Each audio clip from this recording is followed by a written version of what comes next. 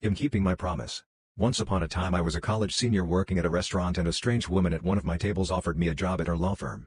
She helped me study and get into a good school. I had never had someone that wanted to help me like that. She made me promise that to pay her back I had to do the same for someone else. She swore I'd meet someone like me one day, and I'd know it would be time to repay her enormous generosity. My paralegal is the exact age that I was then. He's so smart. Similarly rough upbringing.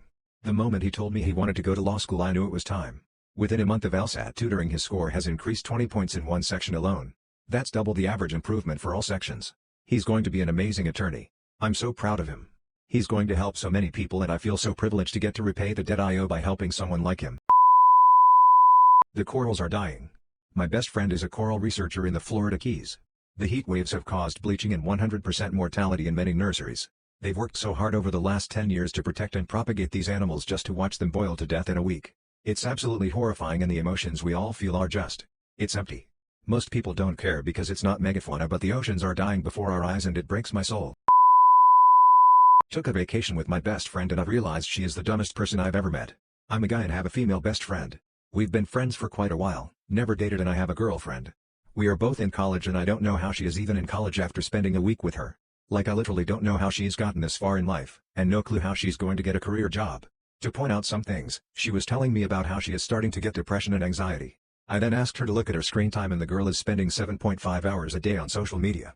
That's almost as much time as a full-time job, and she doesn't see how that's damaging her mental health.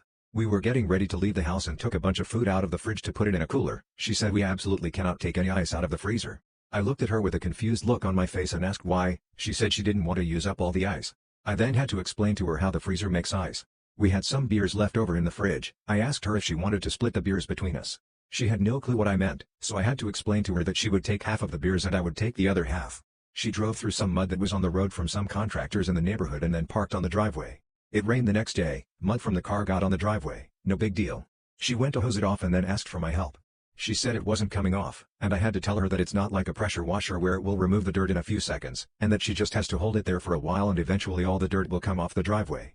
I checked the oil in her car since she drove 8 hours to this place and it wasn't reading on the dipstick. I told her she needed to add a bit of oil but she said she didn't need any because it's not due for an oil change yet.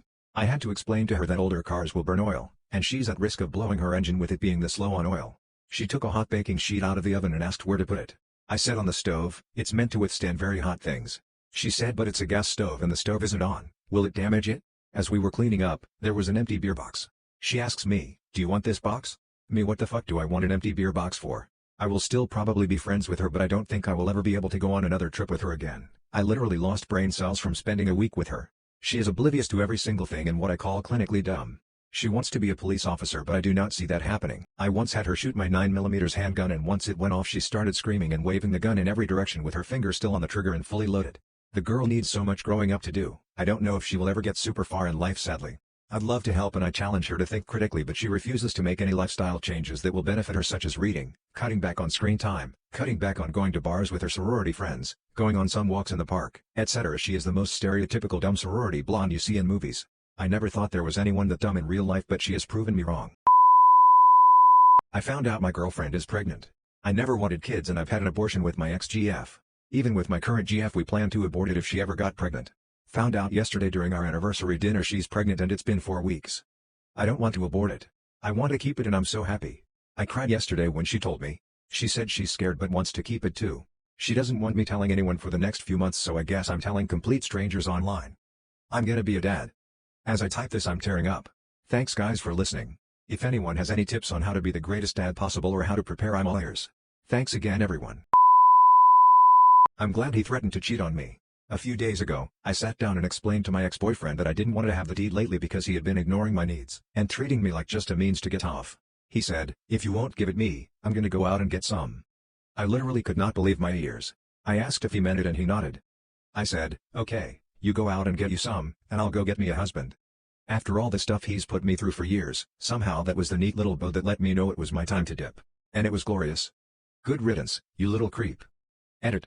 To those accusing me of being toxic because I continuously withheld the deed. First, there is no information in the post to indicate how long or how many times I did so.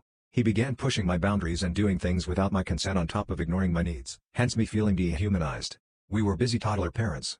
I told him no a handful of times until we had a moment to sit down and discuss, ideally as adults with an issue to work through. Really concerning that some of you dudes would expect your wife to have it with you while highly uncomfortable to qualify as a good wife, and that saying no and pushing someone's boundaries are apparently equivalent offenses. Thank you everyone else for celebrating with me.